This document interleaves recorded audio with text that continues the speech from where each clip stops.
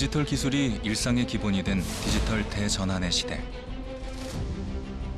우리는 산업 문명을 넘어 디지털 문명이라는 거대한 변화를 맞이했습니다. 과거와는 비교조차 할 수 없을 만큼 우리의 삶은 빠른 속도로 달라지고 있는데요. 미래를 준비하는 교육 역시 새로운 전환기를 맞이하고 있습니다. 단순한 지식 전달을 넘어 생각하는 힘을 기르는 교육으로의 변화가 절실한 시점. 과연 지금 우리 교육이 나아가야 할 방향은 어디일까요? 특히 인공지능이 인간의 역할을 빠르게 대체하고 있는 AI의 시대. 변화에 대응하기 위해 AI를 제대로 이해하고 활용하는 교육은 이제 선택이 아닌 필수입니다. 하지만 한편으로 읽는 힘은 오히려 약해지고 있습니다. 글을 읽어도 뜻을 모르는 신문맹에 빠진 아이들. 아이들의 생각하는 힘을 길러줄 문해력과 독서 교육 또한 그 어느 때보다 시급합니다. 더불어 지역 소멸의 위기를 극복하고 지역과 함께 상생하는 지방대학 육성까지. 대한민국 교육은 지금 수많은 도전과 과제 앞에 서 있습니다. 이는 교육을 넘어 우리 사회 전체의 미래를 결정짓는 문제. 2016 신년 정담, 대한민국 교육의 미래를 말한다. 우리 교육의 방향을 함께 모색해봅니다.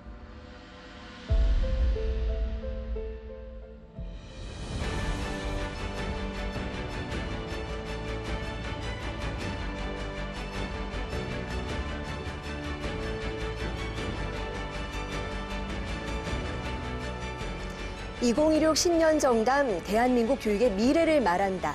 안녕하십니까. 진행을 맡은 서연아입니다. 옛 성현들은 나라의 중대사를 논할 때 정담을 나눴다고 합니다. 여기서 정은 솥을 뜻하는데요. 왜 하필 솥이었을까요?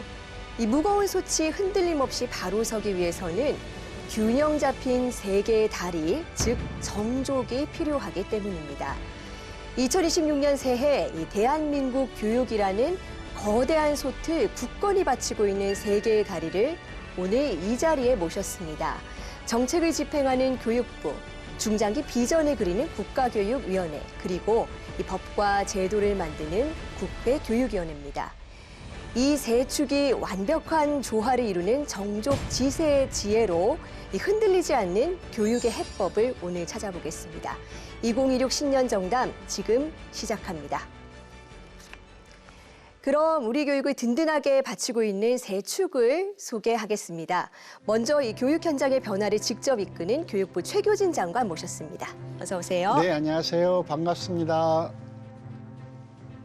네, 다음은 이 교육의 100년지 대계를 설계하면서 중장기 비전을 제시하는 대통령 소속 국가교육위원회 차정희 위원장 함께하셨습니다. 네, 반갑습니다.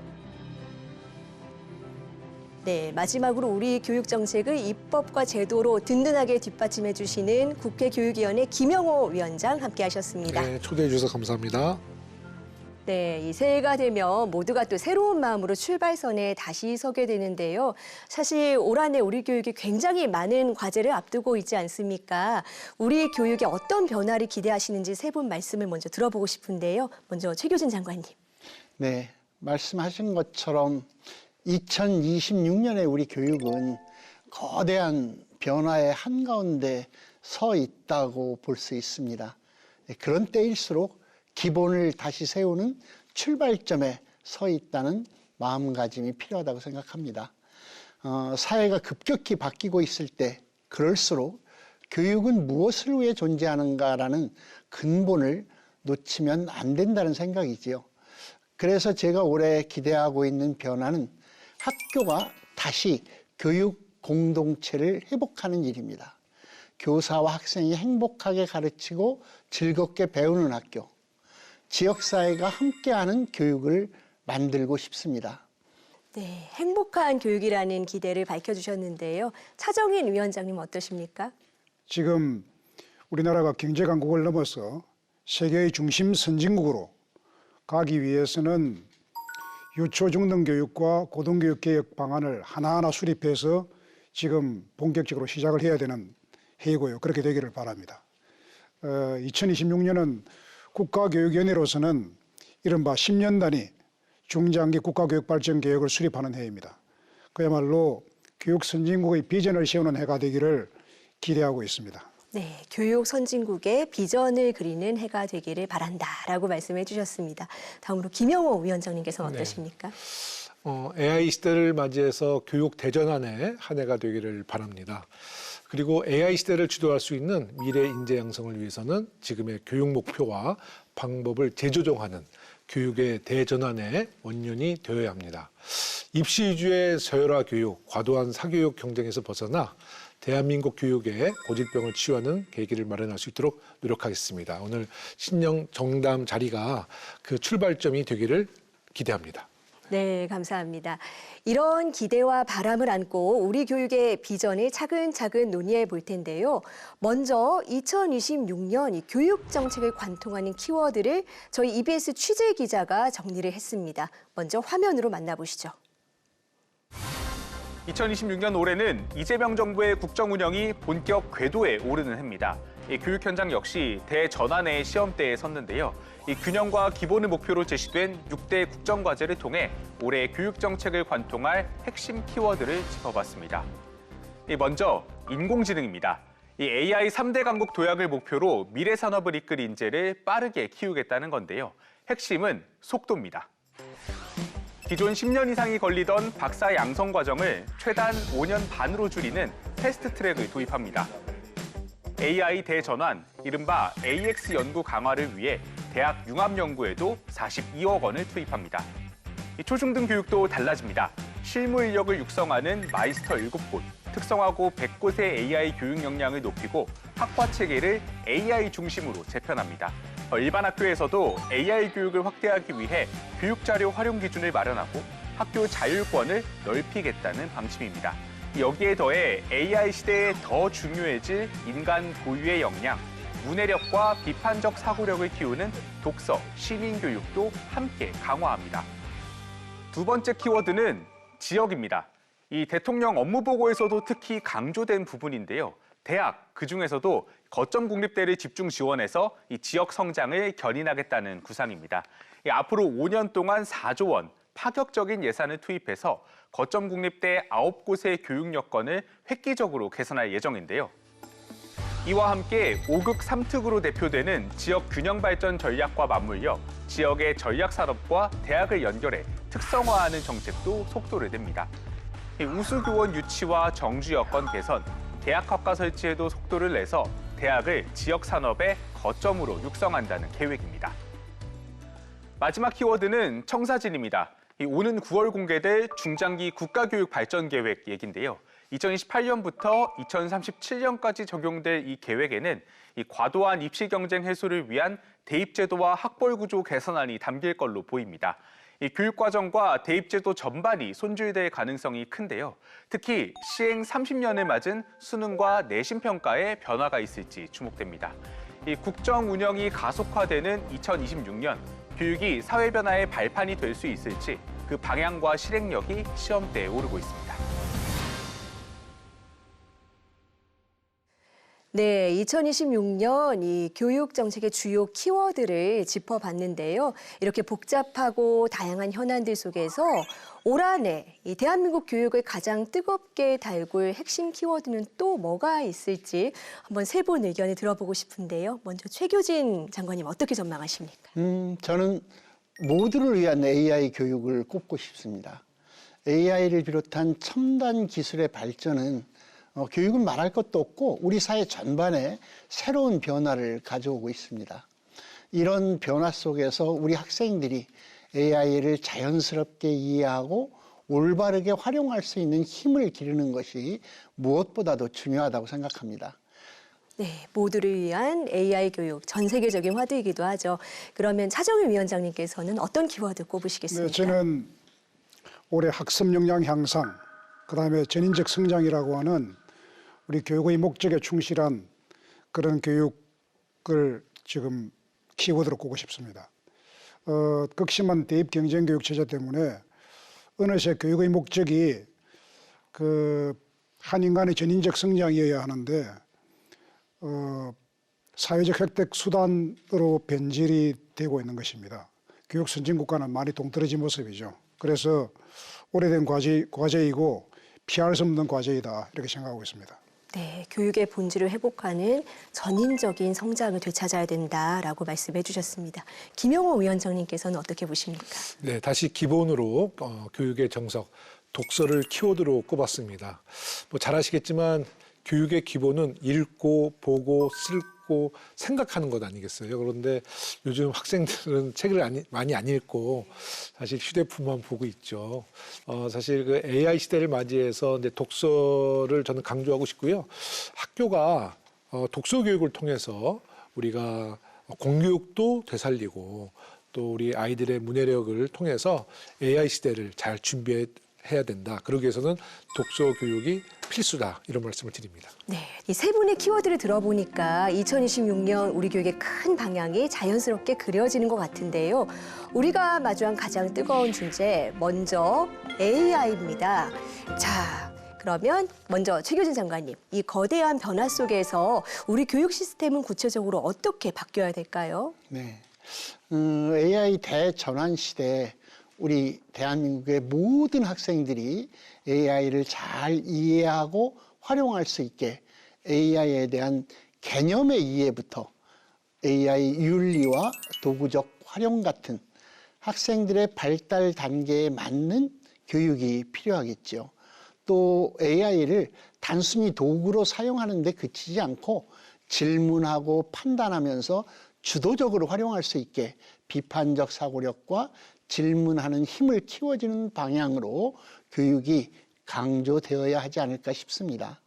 아울러 AI 자체에 대한 교육과 함께 학교 현장에서 AI를 활용해서 교수 학습 방식도 바꿔나갈 수 있도록 지원하는 것이 매우 많이 필요할 것입니다. 네, 그런데 AI 인재라고 해서 단순히 뭐 기술만 잘 쓰는 인재를 말하는 건 아닐 것 같은데요. 지금 국가교육위원회에서 이 부분을 굉장히 치열하게 고민하고 계시다고 들었습니다. 차종인 위원장님, 그렇다면 우리 아이들이 AI 시대에 갖춰야 될 진짜 미래상 어떻게 보고 계십니까? 예, AI 시대의 인재상이 어떠해야 되느냐 하나에서 국가교육위원회의 중요한 주제입니다. 지금 AI 시대는 인간에게 많은 가능성을 대주지만은 가장 경계해야 될 것은 답을 찾기 위해서 생각하고 궁리하는 시간이 생략되면 안 된다는 겁니다. 그래서 이 시대에 더 중요해지는 것은 무엇이 옳은지를 판단하는 힘, 이것은 각 개인이 해야 되는 것입니다. 그다음 어떤 삶을 살 것인지 결심하는 의지, 타인과 협력하며 문제를 해결하는 공감과 책임의 태도, 또 자기 삶의 온전한 주체가 되어서 과학기술을 도구로 삼고 인식을 확충하고 공동체를 향한 선한 의지를 갖춘 인격체. 이것이 이제 우리 공교육이 목표하는 미래 시대의 인재상입니다. 네, 말씀을 듣고 보니까 결국 AI 시대의 인재는 오히려 인간다운 본질을 가장 충실하게 키워야겠다라는 생각이 드는데요. 이런 인재상을 잘 구현하려면 김영호 위원장님, 좀 교육 정책 절대 놓치지 말아야 할 어떤 포인트가 있을까요?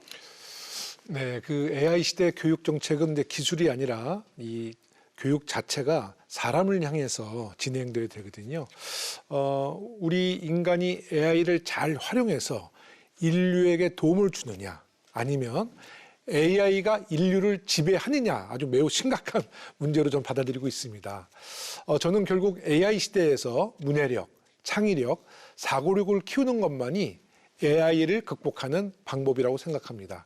인간 중심의 사고와 인간 본인의 가치에 집중하지 않으면 자칫 AI한테 지배받는 시대에 살 수 있다는 경각심을 갖고 미래 세대를 이제 국가가 양성해야 할 것입니다. 네. 생각하는 힘을 키우지 않으면 AI에 지배받는 생활상이 될 수도 있다라고 말씀해 주셨는데, 그렇다면 장관님, 지금 우리 학교 현장은 이런 변화를 받아들일 준비가 얼마나 되어 있을까요? 교육부는 지역에서 거점 역할을 할 수 있는 AI 중점 학교 그리고 AI 교육 지원 센터를 운영하고 선생님들의 교육 역량을 강화하는 한편 학교 현장에서 바로 활용할 수 있는 다양한 AI 교육 콘텐츠를 보급해 나가려고 합니다. 네, 일단은 뭐 중점 학교를 통해서 여러 가지 실험도 해보시고 또 변화를 선도하겠다는 말씀이신데요. 저희가 이 말씀하신 AI 중점 학교를 직접 찾아가 봤습니다. 지금 학교 현장에서는 어떤 변화가 일어나고 있는지 화면으로 함께 만나보시겠습니다. AI, 인공지능 시대. 이제 단순한 기술 경쟁을 넘어 미래를 주도할 인재를 확보하기 위한 글로벌 인재 전쟁이 시작됐습니다. 그렇다면 우리는 과연 어떻게 미래 인재를 키워야 할까요?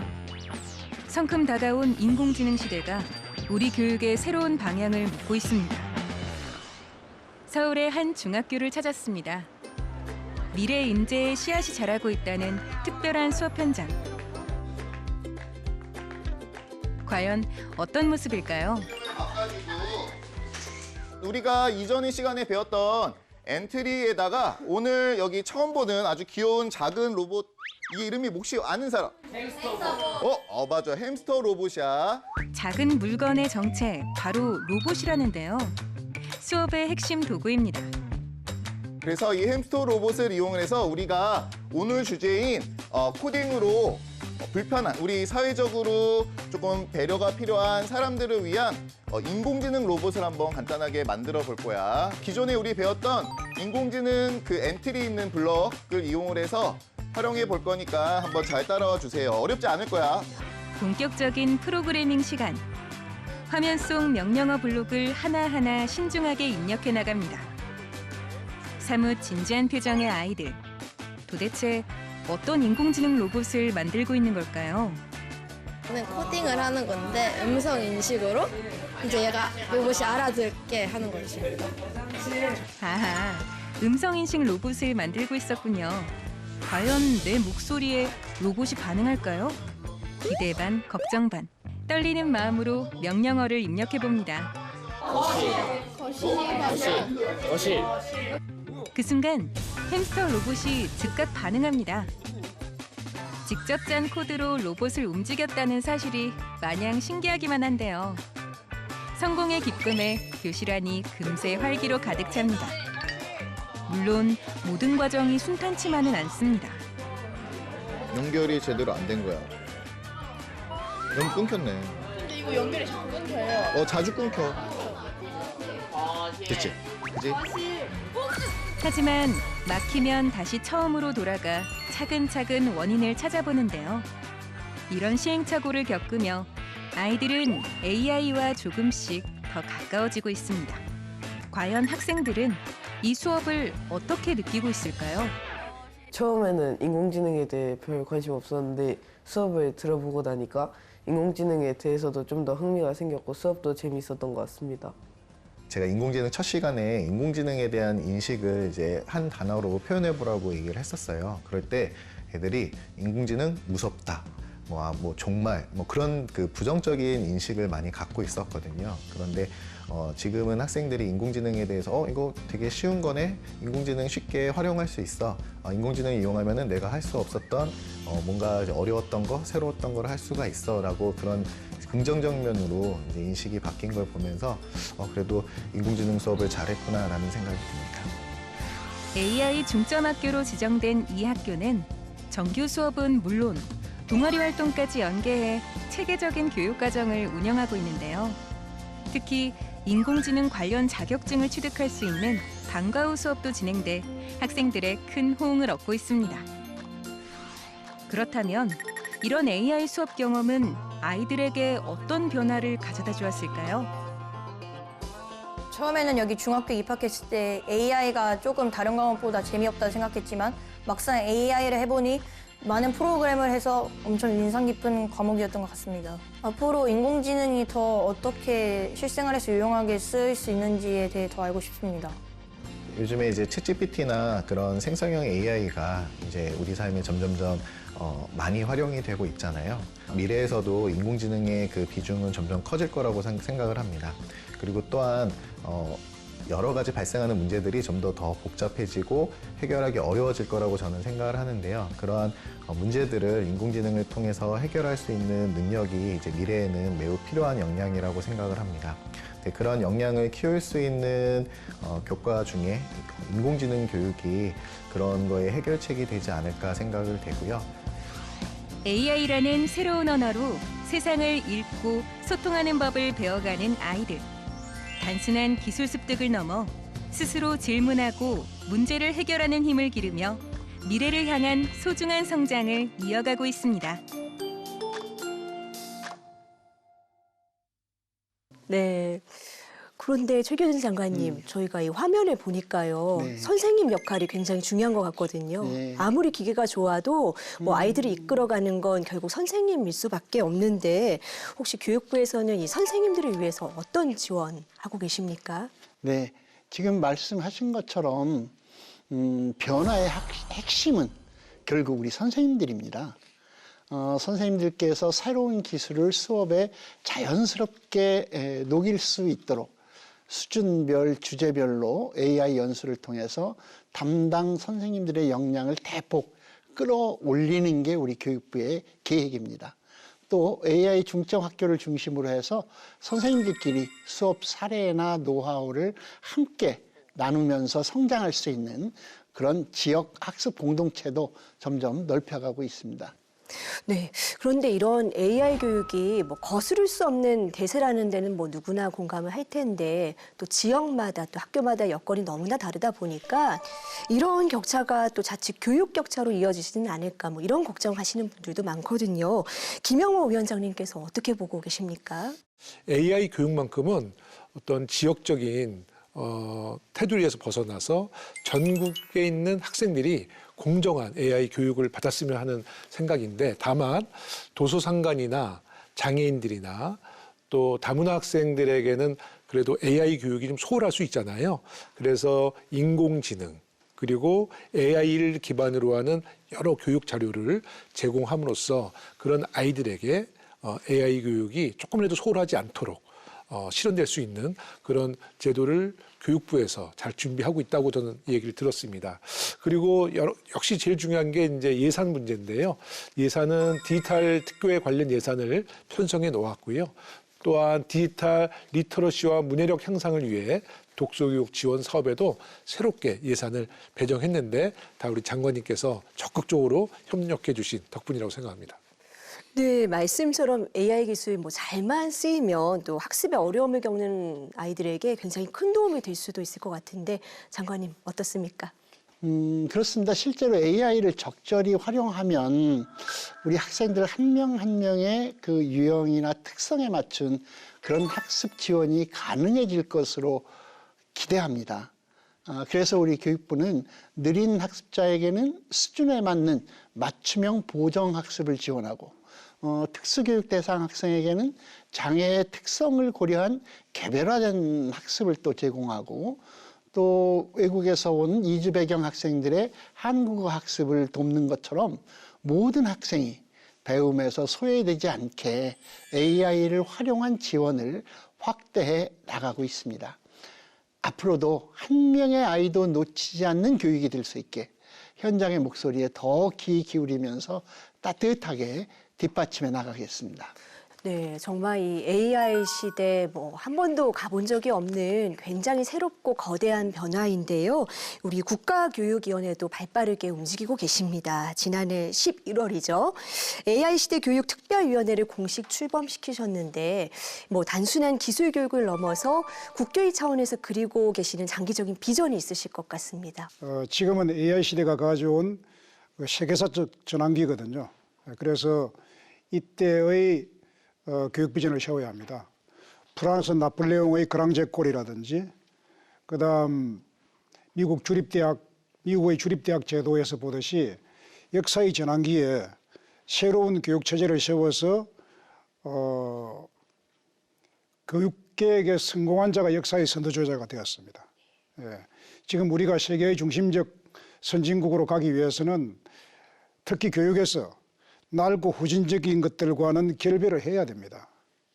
창의적인 도전을 하는 인재, 또 세계적인 시야를 가진 인재, 교양과 품성을 갖춘 세계 지도자급의 인재들을 한국이 길러내야 됩니다.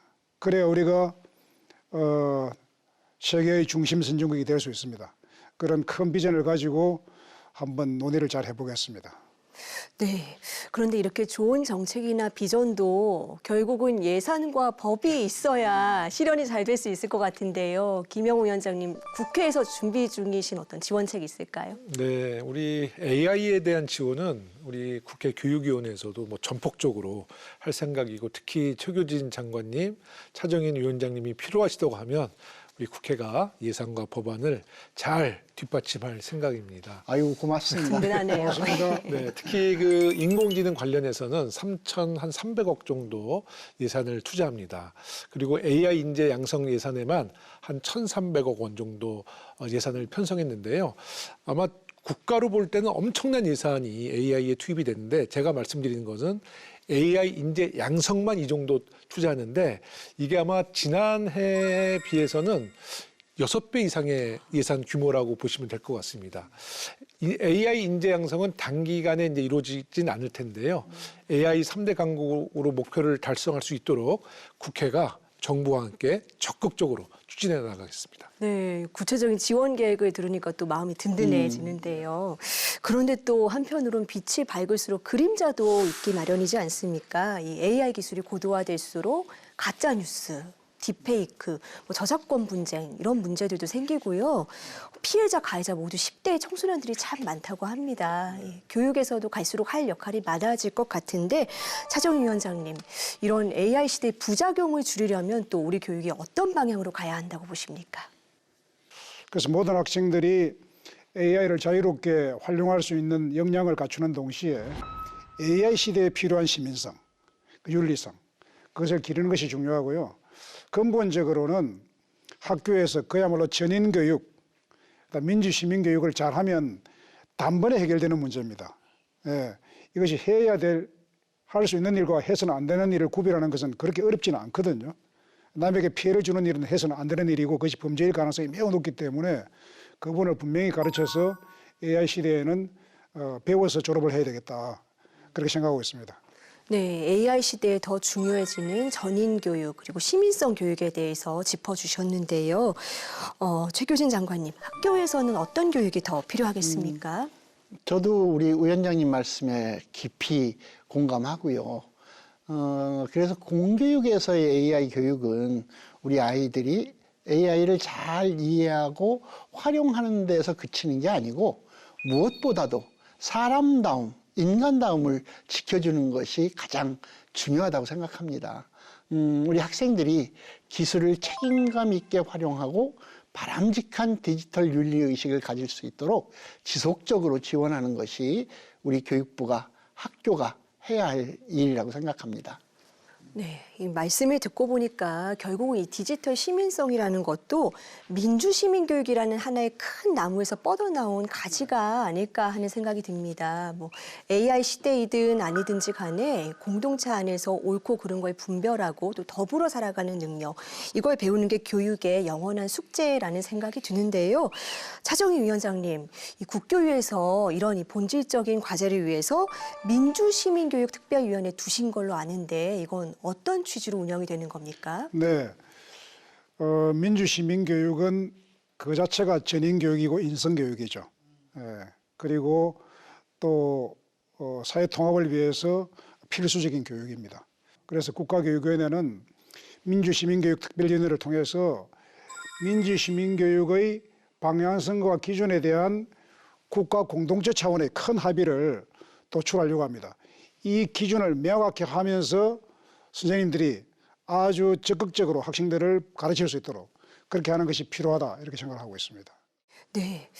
얘기를 나눠볼수록 AI 시대에는 역설적으로 또 스스로 생각하는 힘, 인문학적 소양이 중요하다는 생각이 드는데요. 김영우 위원장님께서는 어떻게 생각하십니까? 그러니까 AI를 잘 활용하는 방법은 AI로부터 좋은 답변을 듣는 것이 아니라 좋은 질문을 던지는 것이 중요한 거거든요. 좋은 질문을 하려면 맥락을 잘 파악해야겠죠. 그래서 그 맥락을 파악하고 통찰력과 비판적 사고, 스스로 생각하는 힘이 필요한데, 이런 이제 조건을 갖추기 위해서는 제가 계속 강조하고 있는 독서 교육이 굉장히 중요합니다. 그래서 우리가 공교육을 통해서 독서 교육을 더 확대하면 결국 사교육비도 줄이면서 AI 시대를 준비하는 아주 중요한 수단이 될 것이라는 말씀을 드립니다. 네. 네, 방금 이 김영호 위원장님께서 문해력과 독서 언급해 주셨는데요. 자연스럽게 다음 주제로 연결이 되네요. 바로 독서 교육입니다. 저희 EBS에서도 중점적으로 다루기도 했는데요. 요즘 아이들 짧고 자극적인 숏폼에는 익숙한데 이 줄글은 읽기 너무나 힘들어한다고 합니다. 이게 단순히 책 읽으라 강요한다고 될 문제는 아닐 것 같은데 어떤 해법이 있겠습니까? 네, 독서가 평생 습관이 되기 위해서는요. 유아, 어린이, 청소년으로 이어지는 유기적인 독서 교육이 공교육 과정에 안정적으로 자리 잡아야 하거든요. 얼마 전 서울의 광송중학교를 다녀왔는데요. 매우 인상적이었습니다. 네. 네, 이 김영호 위원장님께서 직접 다녀오신 그 현장 어떤 모습이었을지 궁금해지는데요. 저희가 그 생생한 풍경을 화면에 담아왔습니다. 함께 보시죠. 문해력 회복을 위해 책을 가까이 할 수 있는 방법을 서울시 교육청에서 마련했다고 하는데요. 독서 그리고 AI를 융합하는 수업을 진행할 거예요. 과학이랑 책, 독서 어울리나요? 바로 교과 공부와 독서를 하나로 합친 융합한 수업. 독서 융합 수업은 어떻게 진행될까요? 화성의 기온과 낮의 온도차가 매우 크기 때문에 사람들은 그곳을 변덕쟁이라고 했습니다. 딱딱한 과학적 사실도 책 속 이야기로 만나니 훨씬 흥미롭게 다가오는데요. 몰입도 최고. 새로운 수업 방식에 아이들의 눈빛이 반짝입니다. AI 도구까지 활용해 이야기를 재구성해보는 시간. 학생들은 이 수업을 어떻게 느꼈을까요? 독서와 AI를 같이 융합한다는 점이 되게 신기했고요. 제가 생텍쥐페리처럼 이 작가가 되어 이 소설을 다시 써본다는 느낌이 흥미로웠습니다. 독서로 융합해서 교육을 이제 받을 때는 책을 통해서 이제 직접 과학 이론과 맞물려서 동화 이제 책 안에서도 과학 개념을 서술하면서 이제 책을 좀 더 풍성하게 만들고 기억에 더 잘 남게 하는 효과가 있는 것 같습니다. 이 수업의 모델은 저희가 추구하는 것이 단순하게 독서를 따로 이렇게 분리시키는 것이 아니라 수업의 연계선상 속에서 수업에서 시간에 배웠던 어떤 핵심적인 개념들을 독서를 통해서 더 심화시키고 또 확장시키고 더 나아가서 이제 삶의 문제로 전이하고 적용하는 이런 그 프로그램이거든요. 결코 이게 독서가 따로 노는 게 아니다라는 인상을 줄 수 있도록 저희가 지금 그렇게 노력하고 그런 걸 프로그램을 지금 적극적으로 만들어서 지금 확산시킬 예정입니다. 이날은 국회와 교육청, 학교가 머리를 맞대고 학생들을 위한 새로운 독서 교육의 청사진을 그리는 자리도 마련됐습니다. 오늘 이곳 광성중학교에서 학생들이 책을 읽고 토론하는 모습을 지켜보면서 다시 한번 독서의 힘과 중요성을 깊이 깨닫게 되었습니다. 저는 최근 국회 교육위원장으로 AI 시대를 맞아 미래 세대를 위해 할 수 있는 일이 무엇인가 이 질문을 끊임없이 고민해왔습니다. 그 고민의 답으로 제시한 것이 바로 AI 시대 교육에 대전한 독서 국가로 가는 길입니다. 미래 인재를 키우는 가장 확실한 투자, 독서. 문해력 및 디지털 리터러시 역량을 갖추는 것이 어느 때보다 중요한 그런 시대가 되었습니다. 이러한 시대적 요구에 부응하기 위해 서울시 교육청은 독서, 토론, 인문학 교육 2030 추진 계획을 마련했습니다. 우리는 학생, 교사, 학부모, 지역사회가 함께 협력하여 미래를 여는 독서 교육의 길을 걸어갈 것입니다. 독서는 AI의 파도 속을 살아갈 우리 아이들에게 삶의 방향을 잃지 않게 해줄 가장 강력한 무기이자 흔들리지 않는 나침반이 되어줄 텐데요. 책을 통해 스스로 길을 찾고 더 넓은 세상으로 나아갈 아이들의 미래를 힘차게 응원합니다.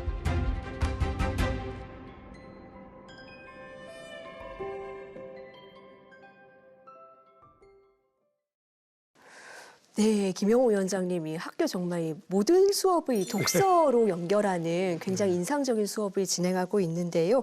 현장에서 감회가 남다르셨을 것 같습니다. 그런데 이런 혁신적인 수업이 일부에 머물지 않고 이렇게 더 확산이 되려면 또 국가 차원의 체계적인 지원이 필요할 것 같은데 독서 국가라는 또 아주 강력한 화두를 던지시지 않으셨습니까? 이건 어떤 의미죠? 네, 저의 이제 독서 국가 구상은 추상적인 개념이 아니라 우리 교육의 현실로 이제 만들어낼 생각인데요. 그러기 위해서는 사실 그 전 두 가지라고 보고 이제 두 가지 방향성인데요. 첫째는 교육부와 17개 교육청이 주도하는 생애 주기별 맞춤형 독서 교육이 마련돼야 됩니다. 그리고 또 한 가지는 이제 지자체가 중심으로 해서 지역을 중심으로 하는 독서 과정, 독서 마을, 독서 도시, 근데 이것이 모아지면 이제 독서 국가로 발전해 나가는 거거든요. 네, 독서 교육이 우리 교육의 어떤 여러 가지 고질적인 문제를 해결해 줄 수 있는 출발점이 될 수도 있을 것 같은데요. 그런데 사실 독서 습관이 그렇게 금방 완성되는 건 아닌 것 같습니다. 굉장히 장기적인 노력이 필요한 부분인데 차정희 위원장님, 또 이 국가교육위원회가 우리 교육의 10년, 20년 대계를 설계하는 곳 아니겠습니까? 그렇다면 앞으로 우리 학교 교육 과정에서 독서의 위상을 어떻게 정립해야 된다고 보십니까? 네, 먼저 국회 교육위원장님께서 우리 학생들의 독서 습관을 들이기 위한 것을 국가 차원의 독서 정책으로 이렇게 주창하신 것에 대해서 매우 고무적이고요. 적극적으로 협력해야 되겠다는 생각을 합니다. 그 정책을 제안을 지지하는 뜻에서 제가 조금 부연해서 말씀드리면은 어린이가 책 읽기의 즐거움에 빠졌다면은 사실 학업에 대해서는 걱정할 것이 없게 됩니다. 그 학습 습관도 쉽게 들일 수가 있고 공부를 해야겠다는 철이 들고 또 여러 교과에 대한 예력, 문해력은 물론이고요. 쑥쑥 자라게 됩니다. 현행 교육 과정에서도 국어와 또 다양한 교과 학습을 통해서 책 읽기에 흥미를 갖도록 하는 교과 과정을 운영을 하고 있습니다. 그 학교 도서관에서 집에서 책에 빠져든 아이들이 미래의 한국과 세계를 이끌어갈 것이다. 저는 그렇게 확신합니다. 그래서 그렇게 크게 될 아이들을 넓게 이렇게 우리나라 가질 수 있도록 하는 독서 습관 들이기 정책은 매우 중요한 아주 AI 시대에 적절한 이 시기에 시작을 해야 될 그런 정책이라고 생각이 됩니다. 네, 독서는 건너뛸 수 없는 성장 과정이다. 굉장히 인상 깊게 다가오는데요. 자, 단순히 권장도서 목록만 제공하는 걸 넘어서 실제로 아이들이 책 읽는 즐거움을 느끼게 하고 또 문해력을 끌어올리려면 교육 과정에서의 어떤 연계 수업 모델이라든지 정책적인 지원도 중요할 것 같습니다. 장관님 어떻게 준비하고 계십니까? 교육부는 그 학생들의 문해력을 실질적으로 이게 높이기 위해서 초등학교 단계에서부터 읽고 쓰는 기초를 충분히 다질 수 있는 환경을 만드는데 정책의 초점을 우선 두고 있습니다. 올해 2월에는 국가 기초학력 지원 포털이 개통됩니다. 초등학교 1학년부터 고등학교 2학년까지 우리 학생들의 기초 문해력 수준을 체계적으로 진단하고 그 진단 결과에 따라서 맞춤형 보정 자료를 제공함으로써 수업과 개별 지도에 실질적인 도움이 되도록 할 계획입니다. 네, 학교 교육에서도 굉장히 체계적인 노력을 하고 계신데요. 사실 독서는 꾸준한 습관이고 또 문화이기 때문에 또 이 학교 담장을 넘어서는 노력도 필요할 것 같습니다. 어떤 지자체라든지 국가 차원의 협력 체계도 중요할 것 같은데요. 김영호 위원장님 어떻게 보십니까? 네, 학교 문을 넘어서야 하죠.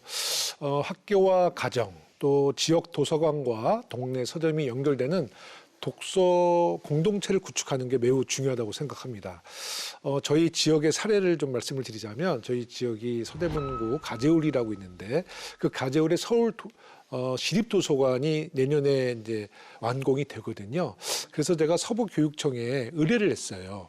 이 거점 도서관이 들어오면 인근 학교가 이 거점 도서관과 어떤 교육 프로그램을 연동시켜서 아이들의 독서 교육을 권장할 수 있느냐라고 해서 그 인근에 학교 3개 초등학교가 있거든요. 그 동네에는 여러 가지 커피숍도 있고 서점이 있는데 거기서도 커뮤니티나 동호인들, 독서 동호인들이 모여서 차도 마시고 토론을 할 경우에 지자체에서 커피와 다가비 정도를 지원해서 골목 상권도 살리고 독서 환경도 더 이렇게 권장할 수 있는 그런 독서 문화를 지금 저희가 계획 중입니다. 네, 위원장님께서는 이 책 읽는 학교, 마을, 도시로 이어지는 독서국가 비전을 말씀해 주셨는데요. 네. 이런 비전이 또 실현이 되려면 지자체 역할도 중요할 것 같거든요. 근데 최근에 수원에서 네. 지자체 최초로 독서 도시를 선언했다고 했는데 어떤 의미가 있는 걸까요? 실제로 수원에는 20여 개의 공공도서관과 300만 권 이상의 장소가 잘 갖춰져 있더라고요. 무엇보다 가장 인상적인 거는 수원 시민들이 연간 독서량이 전국 평균의 3배에 달할 정도로 독서 문화가 아주 잘 정착되어 있었습니다. 이미 이제 독서 도시로서의 자력을 갖추고 있다라고 말할 수 있는데요.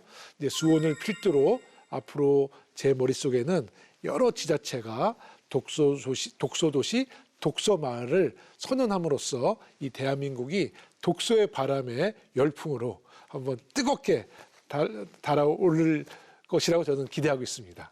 차재훈 위원장님, 이 미래 교육 과정 속에서 학교 도서관은 어떤 방향으로 좀 변화해야 된다고 보십니까? 네, 저는 미래의 학교 도서관을 좀 더 비중을 둬야 된다 생각합니다. 저는 학교 도서관이 학교의 심장이다. 또 모든 배움이 연결되는 플랫폼이다. 이런 생각을 합니다. 지금 아이들이 책에 빠져들기도 하고 토론하기도 하고 또 자료를 확인하고 친구들과 프로젝트를 기획하기도 하고 이런 공간이거든요. 그리고 과거와 미래와 세상으로 인식과 관심이 확충되는 그런 공간이고 감동받고 정서적으로 연결되고 공감하면서 그야말로 폭풍 성장이 일어나는 곳입니다. 그래서 또 훌륭한 사람들의 삶을 보면서 나도 이런 도전심과 포부를 갖게 되고요.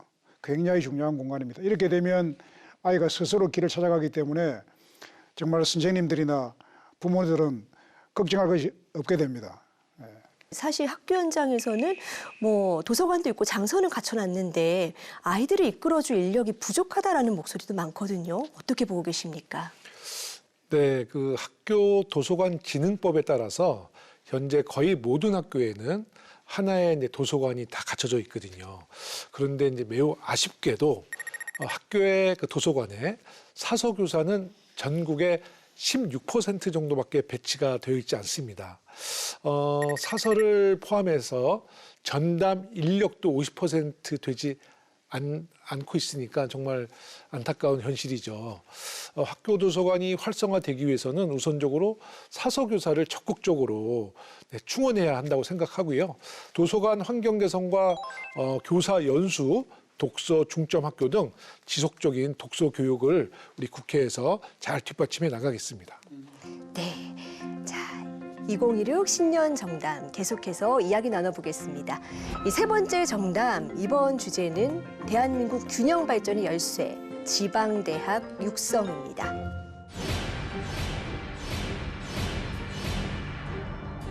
우려는 결국 현실이 됐습니다. 학생 수가 급격히 줄면서 많은 대학이 문을 닫을 위기에 처했습니다.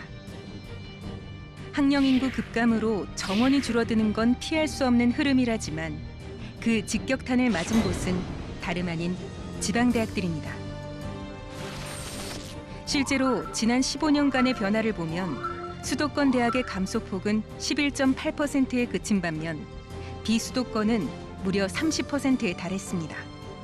지방대학의 정원이 수도권보다 3배나 더 빠르고 가파르게 줄어들었는데요. 문제는 지방대학의 위기가 곧 지역 전체의 위기로 이어진다는 것. 청년들이 떠나며 인구가 유출되고 상권이 무너지는 악순환. 대학의 몰락은 지역 경제의 붕괴로 이어지고 있는데요. 대학이 없으면 청년도 없고 청년이 사라진 지역에 미래는 없습니다. 지역 소멸을 막기 위해선 무엇보다 지방대학을 지켜야 하는 상황. 과연 꺼져가는 지방대학에 다시 활력을 불어넣을 방법은 무엇일까요? 각 지역의 고유한 특색에 맞춰 대학의 경쟁력을 끌어올리고 이를 통해 국가 전체의 균형을 이뤄내는 것. 이제는 미룰 수 없는 시대적 과제입니다. 물론 대학 혼자만의 힘으론 어렵습니다. 대학의 담장을 넘어 지역 기업과 지자체가 유기적으로 얽히는 단단한 협력 생태계가 필수적인데요. 국가 균형 발전을 위한 지방대학 육성, 단순한 학교 살리기를 넘어 대한민국의 모든 지역이 함께 성장하는 든든한 발판이 되어줄 것입니다.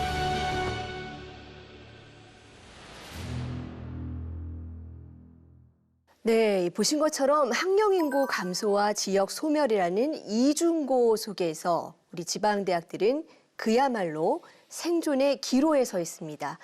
자, 장관님, 지금 지방대 위기 수준 실제로도 많이 심각하죠? 네. 다들 그 벚꽃이 피는 순서대로 대학이 문을 닫을지도 모른다. 이런 말 들어보셨잖아요. 네. 이 말이 더 이상 과장이 아니라고 느낄 만큼 몇 해 전부터 지역대학의 정원 미달 사태가 현실로 나타나고 있습니다. 지역의 심장 역할을 해온 거점 국립대학교조차도 이런 위기에서 자유롭지 못한 상황이니까 매우 심각하다고 할 수 있지요. 이로 인해서 신입생 부족이 대학 재정 악화, 그리고 교육 투자 위축으로 이어질 수밖에 없을 것이고 또 대학의 경쟁력 하락이라는 악순환을 유발하고 있는 상황이지요. 이런 흐름은 지역 대학 전반에 대한 근본적 대응이 필요한 시점입니다. 네, 이 차정인 위원장님께서는 부산대 총장 지내셨기 때문에 이런 위기의 최전선에서 직접 역할을 하시지 않았습니까? 그런데 이런 지방대의 위기가 결국 지역 소멸의 위기로 이어지고 있는 거죠. 어떻게 보십니까? 네, 그 지금 지역은 저출생과 수도권 쏠림이라는 이중 구조 속에 있습니다. 정부의 균형 발전 정책이 성공하면 그 진행을 늦출 수가 있겠고요. 종합적으로 더 크게 성공한다면 진행을 멈추게 할 수 있을 것입니다. 지역의 침체와 소멸에 대응하는 정부의 대책 중에서 지역 대학에 주목해야 됩니다. 지역 대학은 연구와 인재 양성으로서 지역 산업을 뒷받침하고 청년들이 성장하여 지역의 지속 가능성을 담보하는 그런 핵심 기능을 합니다. 특히 취업의 난방 한계선이 판교다 평택이다 이런 말이 나올 정도로 수도권의 대학을 나온 사람들이 지역기업에 취업을 하지 않기 때문에 지역대학이 지역기업의 우수 인재를 양성해서 공급하지 않으면은 지역기업마저도 지역을 떠나게 됩니다. 네, 말씀해 주신 것처럼 이 대학은 그 지역의 어떤 심장과도 같은 역할을 하기 때문에 대학이 무너지면 그 지역에 더 이상 혈액이 돌지 않게 되는 그런 결과로 이어질 수가 있습니다. 자, 김영호 위원장님, 사실 그동안 지방대 살리기 위해서 상당히 많은 규모의 재정이 투입되기도 했고 여러 가지 정책이 있었는데 그렇게 큰 역할을 하지는 못했다는 평가가 많거든요. 어떻게 보고 계십니까? 네, 지난 20년간 정부는 이제 지방대 육성을 위해 수많은 재정 지원 사업을 추진해 왔지만 성과는 사실 제한적이었잖아요. 이제 대학은 단순한 교육기관을 넘어서 이제 지역 산업과 공동체를 연결하는 국가 혁신의 거점이 되어야 된다고 생각합니다. 대학의 경쟁력이 곧 지역의 경쟁력으로 이어지는 것이죠. 그러기 위해서는 대학이 산학협력에 중점을 둬야 됩니다. 앞으로 정부는 재정 지원의 대상이 아닌 지역 산업의 동반자로 대학을 자발적으로 성장하도록 지원해야 됩니다. 마침 정부가 또 올해 지방대 육성을 위해서 8천억이나 증액된 또 파격적인 예산을 준비하셨습니다. 참 어려운 여건에서 확보된 아주 귀한 예산인데, 자, 이 귀한 예산이 좀 어떻게 쓰여야 지방대의 체질 개선을 이끌어낼 수가 있을까요?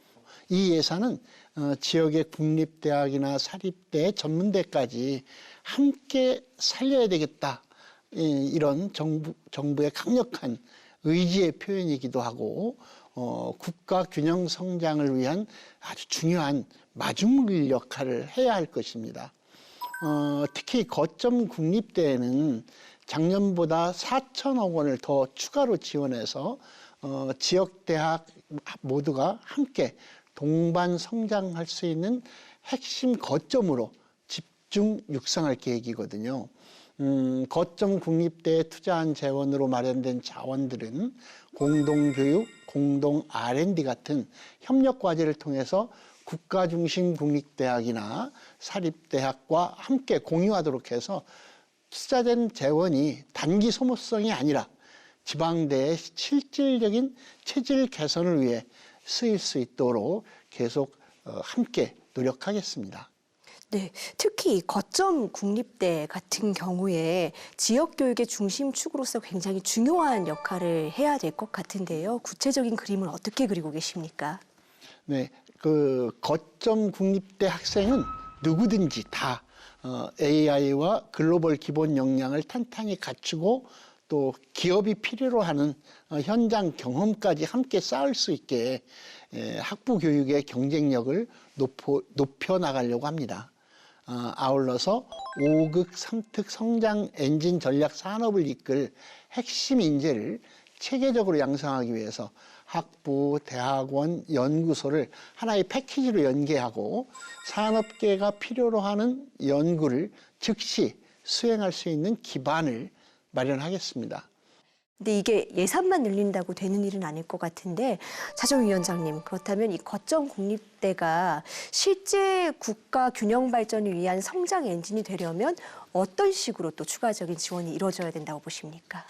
예, 거점 국립대들은 지역 고등교육 생태계의 중심적 역할을 또 해내야 되거든요. 그래서 지역 대학들과의 동반 성장 계획도 수립을 해야 됩니다. 정부 지원을 받는 대학들의 책임이 매우 커졌습니다. 지금 거점국립대학 총장님들이 대학의 역량을 총동원해서 발전 계획을 지금 짜야 됩니다. 대학은 최소한 5 내지 10년을 일관된 발전 전략을 이어가면서 교육과 연구, 학생 입학과 취업, 신진학자의 영입 등이 선순환되고 또 성과를 축적해가면서 매우 장기적인 발전 사이클을 그리는 그런 기관입니다. 그렇기 때문에 좀 장기적인 관점이 아닌 단기 성과 지표를 요구하면 좀 실효적이고 지속 가능한 발전 계획을 세우는 것이 어렵게 됩니다. 그렇기 때문에 정부가 대학의 발전 계획 수립에서는 좀 더 자율성을 주는 것도 좋겠다. 그런 얘기를 좀 하고 싶습니다. 자, 거점 국립대 역할도 너무나 중요하지만 사실 지역 곳곳에 뿌리내리고 있는 중소규모의 대학들, 이 대학들도 어떤 의미에서는 또 지역의 실핏줄 같은 역할을 하고 있거든요. 자, 최교진 장관님, 이런 중소규모 대학들은 앞으로 어떻게 경쟁력을 확보해 가야 될까요? 그 지방에 그야말로 좀 실핏줄 같은 어쩌면 생명을 유지하는 데 가장 소중한 역할을 해야 하는 지방 대학들이 살아남기 위해서는 결국 그 각각 대학의 자원과 여건 그리고 지역 산업의 특성을 고려해서 스스로 잘할 수 있는 분야를 선택하고 집중하면서 특성화하기 위한 노력이 필요할 것입니다. 특히 2026년에는 특성화대학을 추가로 지정해서 필요한 재정도 지원하고 대학 혁신의 걸림돌이 되는 여러 가지 규제들을 특례를 통해서 과감하게 개선해서 대학들이 가고자 하는 길을 순탄하게 갈 수 있도록 지원하겠습니다. 그런데 정부의 지원이 또 일부 대학에만 집중되다 보면 정부의 재정에 따라서 어떤 빈익빈 부익부 이런 현상이 생길 수도 있다라는 우려가 있습니다. 김영호 위원장님 어떻게 보고 계십니까? 네, 기회는 공정해야 하지만 이제 성과에 따른 차등지는 원칙은 반드시 지켜져야 된다고 생각합니다. 아무리 대학이 잘하더라도 이 사학의 어떤 학원의 이사장들이 여러 가지 비리나 부정을 일으켰을 경우에는 교육부가 아주 면밀히 검토하고 진단해서 그런 학교에 대해서는 아주 강력한 조치를 취해야 되거든요. 최근에도 우리 사학의 여러 가지 비리와 또 이사장의 배임, 또 여러 가지 사건 사고가 있었거든요. 이런 문제에 대해서 우리 국회 교육위원회에서도 사학 비리 청문회를 지금 추진을 검토 중이고요. 아마 교육부에서도 그런 사학에 대한 특별한 관리를 준비하는 걸로 알고 있습니다. 네, 이렇게 또 위기는 현실이지만 변화를 향한 움직임 또한 굉장히 치열한 시점인 것 같습니다. 그다음에 대학의 담장을 허물고 지역도 함께 살리려면 앞으로 어떤 생존 전략이 필요하다고 보십니까? 네, 두 가지로 말씀을 드리는 게 좋겠습니다. 첫 번째는 그 특성화인데요. 지역의 첨단 기업과 대기업을 기술 연구와 인재 양성으로 튼튼하게 뒷받침하는 것, 이게 첫 번째고요. 두 번째는 국가 균형 발전 차원에서는 이게 더 중요할 수 있는데, 특히 이번에 특별한 지원을 받는 거점 군입대의 경우에는 다른 지역 대학들의 교수 요원을 배출하고 졸업생을 대학원생으로 받고 시설과 기자재를 공동 사용하고 공동 연구를 하면서 지역 고등교육 생태계의 중심적 역할을 하면서 전체적으로 끌어올려야 됩니다. 네, 정말 지역 균형 발전이 뭐 1순위 국정과제인 만큼 네. 올해 실현이 되는 원년이 되었으면 좋겠는데요. 그런데 또 지방대학 육성 정책 아무리 설계를 잘 해놓아도 결국은 또 안정적인 예산 문제 지적하지 않을 수가 없습니다. 김영호 위원장님, 혹시 지금 국회에서 논의 중인 안정적인 예산 확보 방안도 있으십니까? 네, 26년 교육부 예산을 잘 지켜보면 지역 균형 발전을 위한 대책 육성에 매우 중점을 두고 있다는 점을 잘 알 수 있습니다. 고등 평생 교육 지원 특별회계도 5년을 더 연장했고요. 지원 규모도 대폭 확대했습니다. 하지만 정부 지원만으로는 안정적인 예산 확보가 어렵습니다. 대학들이 1년 단위 예산에 일희일비하지 않고 5년, 10년 단위의 장기 혁신안을 추진할 수 있도록 특교 외에 안정적 재정 공급망이 필요합니다.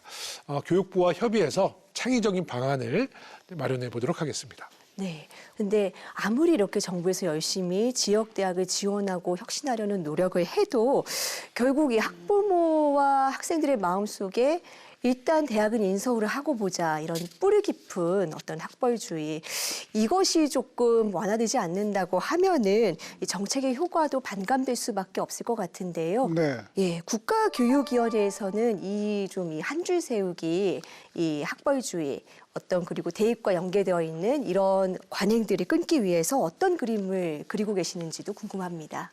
일단 희망적인 소식을 하나 좀 먼저 전하고 싶은데요. 새벽도기 때문에 이미 학벌주의는 취업에서는 많이 퇴조하고 있습니다.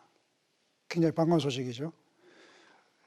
한 교육운동단체가 조사한 것인데 대기업과 공기업, 금융권, IT기업, 외국계 기업의 채용 전반에 대해서 통계 자료뿐만 아니라 채용 담당자 또 취업 당사자들과의 심층 면담까지 마친 아주 방대한 신뢰할 만한 조사 결과가 나와 있습니다. 그 결과를 보면 주요 기업들이 신규 직원을 뽑을 때 이미 출신 대학을 보는 것이 아니라 인성을 포함한 직무 역량을 집중적으로 보고 있습니다.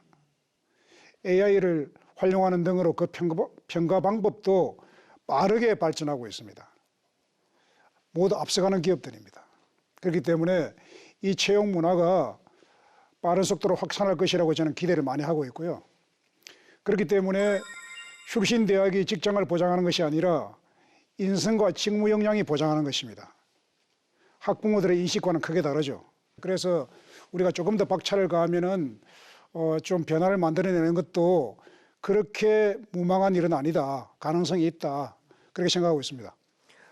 그런데 이 학부모들 같은 경우에는 이 긴 변화를 아직은 체감하기 어렵고 당장의 불안, 이런 것들에 얽매이다 보니까 사교육에 지갑을 열고 있습니다. 그래서 역대 최고, 사교육비가 정말 해마다 역대 최고치를 경신하고 있는데 결국 이 불안감, 입시 경쟁이 해소되지 않는다면 해결할 수가 없는 문제일 겁니다. 자, 이 사교육비 문제 해결할 수 있는 근본적인 대안 있을까요? 예, 말씀하신 것처럼 그 사교육비 지출이 희망을 건 투자가 아니라 불안감에 사는 투자거든요. 그래서 이 문제가 가장 참 급선무이고 빨리 해결해야 되는데 아무리 늦어도 최소한 지금 초등 저학년 정도부터는 전혀 다른 환경을 만들어야 되지 않겠나 하는 그런 생각을 하고 있고요. 이제 대학 입시 제도도 고교 교육과정 정상적인 운영에 도움이 되도록 설계해야 된다. 이것이 가장 중요한 방향입니다. 그리고 고교 교육이 학습 역량, 특히 사고력을 향상시키는 방향으로 이루어지도록 하는데 그 방향으로 가야 된다. 이렇게 말씀드리고요.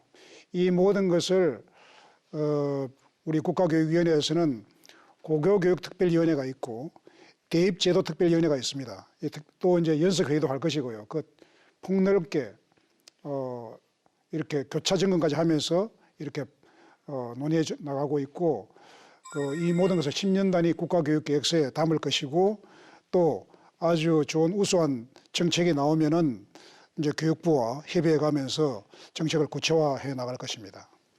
자, 결국 우리가 올해 지향해야 할 곳은 조금 더 온기가 있는 따뜻한 학교가 아닐까 싶은데요.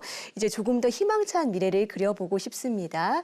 교사와 학생, 학부모, 이 교육 3주체 모두가 행복할 수 있는 교육 공동체, 어떻게 하면 만들어갈 수가 있을까요? 예, 학교는 이제 교사와 학생 간의 그 사랑과 존경이 오고 가는 공간이죠. 학생들 간에는 우정을 키울 수 있는 공간인데 지금은 우정을 키우기도 어려워지는 공간이 되고 있다. 그런 걱정을 하고 있고요. 그 모든 전제가 교권을 확립하는 것이 가장 시급하다. 교권이 확립되지 않으면 모든 학생에게 피해가 돌아간다. 그래서 학교 공동체 회복 특위의 정책 제안을 제가 이제 기다리고 있는 중이고요. 교사와 학부모는 오직 아이들 교육을 위해서 긴밀한 협력 관계가 돼야 된다. 네, K교육으로 가기 위한 길, 김영호 위원장님께서는 어떻게 그리고 계십니까? 네, 우리 학교는 선생님들은 아이를 가르치면서 보람을 느끼고 또 아이들은 그런 선생님을 통해서 행복함을 느끼고 또 쾌적한 환경에서 뛰어놀고 학습권이 보장되는 그런 학교를 원하지 않습니까? 그런데 요즘에 이제 가장 화두가 되고 있는 것이 이제 선생님들의 교권 보호 문제인데요. 사실 지난해 우리 교권보호사법이 이제 국회에서 마련됐습니다. 그 교권사법이 이제 교육 현장에서 잘 정착될 수 있도록 더욱 노력할 거고요. 또 반면에 학생 인권 문제도 굉장히 중요하거든요. 그러니까 교권 회복 또 학생 인권이 잘 따뜻한 공동체로 발전 나갈 수 있는 그런 교육 환경을 법과 제도로 잘 만들어내겠다는 말씀을 드리겠습니다. 네. 행복하고 희망이 있는 교육, 장관님께서 교육감 시절부터 늘 강조하고 계시는 부분인데 어떤 그림 그리고 말씀하신 것 결국 뭐 어렵게 얘기할 게 아니고 학교라고 하는 것을 이루는 선생님은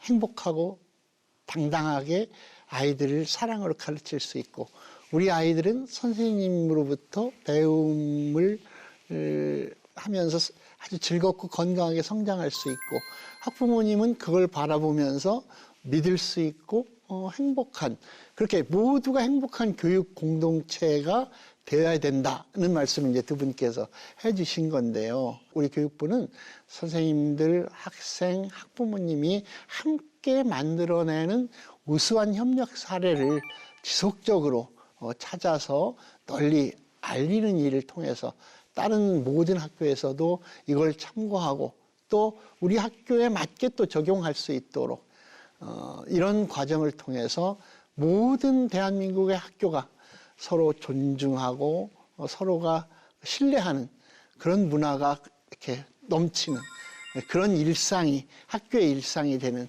모두가 행복한 교육 공동체 이걸 차근차근 만들어 가겠습니다. 네, 희망은 소통과 협력에서 시작이 되죠.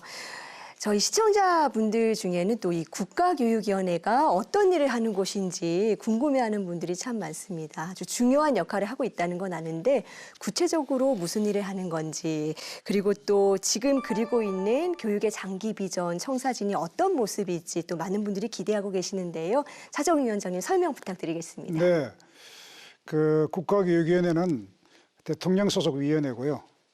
중장기 교육 정책을 수립하고 국가교육과정을 수립하는 그리고 큰 교육 정책의 변화를 제안하는 그런 기구거든요.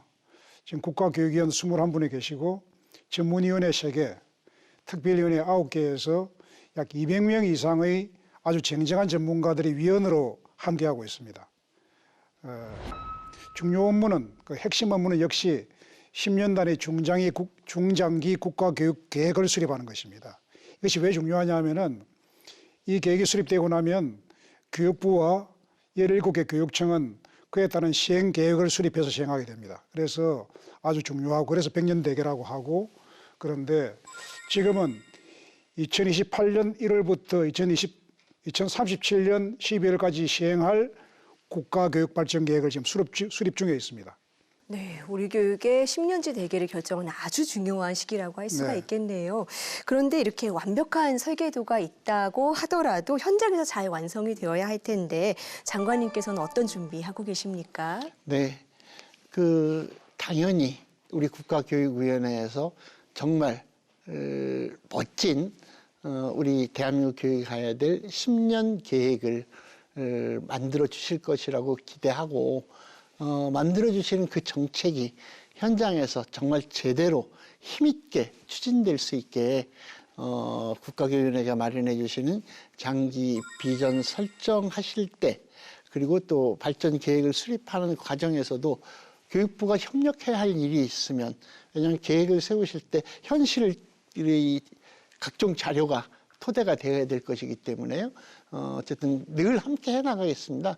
그리고 어쨌든 정책이 장기 계획이 나오면 지금 말씀하신 것처럼 교육부, 시도교육청 그리고 학교에서 그 정책이 의도한 대로 현장에 잘 실현되고 있는지 지원하고 점검하고 보완해 나가야 되겠죠. 네, 이렇게 교육부에서도 이제 말씀을 해주신 걸 들어보니 든든한 마음인데요. 김영우 위원장님, 그렇다면 국가교육위원회가 수립한 이 중장기 계획이 힘을 갖고 가기 위해서 국회에서는 또 어떻게 지원하실 계획이신지도 궁금한데요. 이미 그 국가교육위원회 법안을 하나 발의했습니다. 그 법안은 주로 이제 학생, 학부모, 교사들을 중심으로 배심원제를 만들어서 우리가 뭐 여러 가지 정치적인 담론과 또 정치적인 노선으로 문제 해결을 하지 못할 때는 우리 국가교육위원회 배심원을 통해서 그 해법을 한번 찾아보겠다라는 입법을 지금 이제 내놓은 상태인데요. 이 문제도 우리 교육부 장관님과 국교위원장님과 논의하면서 국회 차원에서 잘 추진해 나가도록 하겠습니다. 그 법이 통과되면 여러 가지 문제를 결국 국민 눈높이의 교육 정책을 마련할 수 있는 그런 장점이 있다고 저는 생각합니다. 자, 오늘 이렇게 세 분과 머리를 맞대니까 우리 교육에 또 밝은 내일이 보이는 것 같은데요. 2026년 병원년은 또 힘차게 달리는 말의 해이기도 합니다. 우리 교육도 거침없이 도약하길 바라면서 이 현장의 주인공, 국민들의 바람을 들어보겠습니다.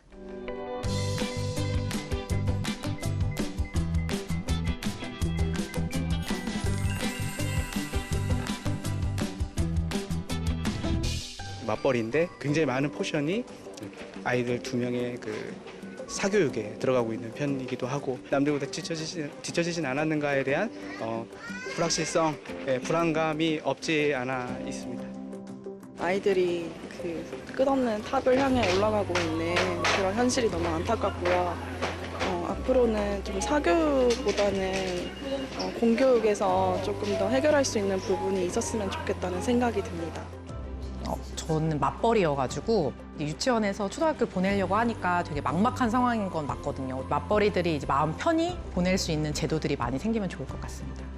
약간 견학 같은 거를 조금 더 많이 갔으면 좋겠어요. 쉬는 시간이 5분 정도 늘어났으면 좋겠어요. 지금 하고 있는 돌봄 운동하고 있는데 내년에도 좀 더 다양한 체육 종목들이 많아졌으면 좋겠어요.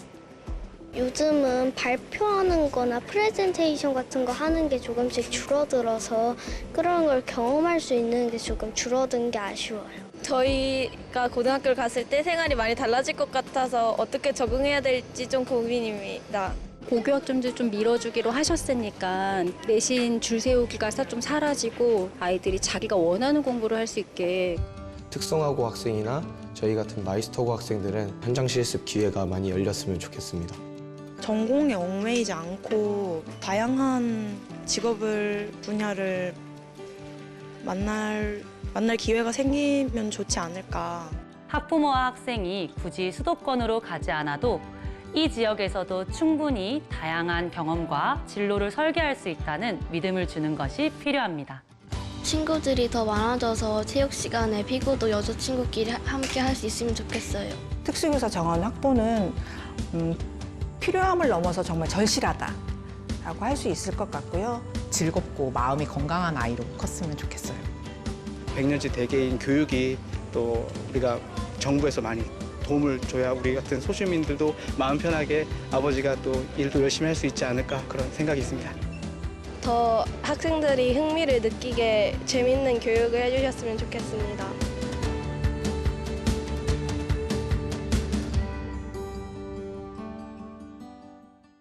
네, 결국 이 국민들이 바라는 건 안전하고 행복한 학교, 그리고 꿈을 꿀 수 있는 공정한 교육 아닐까 싶은데요.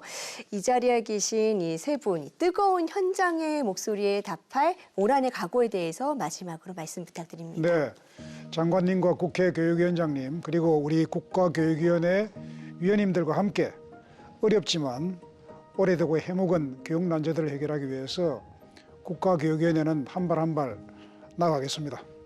올해는 교육이 걱정거리가 아닌 국민들의 희망의 예가 될 수 있도록 최선을 다하겠습니다. 새해 복 많이 받으십시오. 네, 오늘 EBS에서 이렇게 좋은 토론회를 마련해 주셔서 감사합니다. 제가 오늘 토론회를 하면서 강조했던 것이 독서 국가인데요. 이 독서 국가가 정치적인 구호를 뛰어넘는 우리 교육의 현실이 될 수 있도록 노력하겠다는 말씀드리겠습니다. 독서 가정, 독서 마을, 독서 도시, 독서 국가로 이어지는 지자체의 또 활력소가 될 수 있는 독서 국가를 만들기 위해서 우리 국회에서도 더욱 노력하겠다는 말씀을 드리겠습니다. 네, 국민들이 무엇을 원하시는지 한 번 더 확인할 수 있었습니다. 2026년 올 한 해 언제나 현장의 목소리에 이렇게 귀 기울이고 대책을 함께 고민해 주시는 여기 계신 우리 두 분 위원장님 그리고 대한민국의 모든 교육 공동체들과 함께 우리 국민들이 체감하실 수 있는 변화, 정말 달라지는 우리 대한민국의 교육 2026년도에 꼭 만들고 싶은 염원을 가지고 최선을 다하겠습니다. 고맙습니다. 네, 감사합니다. 오늘 교육부, 국가교육위원회 그리고 국회 교육위원회라는 이 대한민국 교육의 새 기둥과 함께 정말 뜨겁고 진솔한 정담을 나눴습니다. 이 세 분께서도 오늘 약속하신 것처럼 각자의 위치에서 우리 교육이라는 솥을 아주 굳건하게 지탱해 주시길 바랍니다. 오늘 함께해 주셔서 고맙습니다. 네, 수고하셨습니다.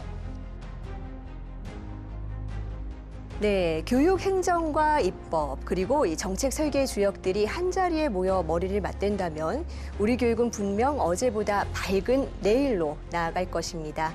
이제는 정책이 학교 현장에 단단히 뿌리내릴 수 있도록 우리 사회가 믿음과 응원으로 힘을 보태야 할 때입니다. 끝까지 시청해 주신 여러분 고맙습니다.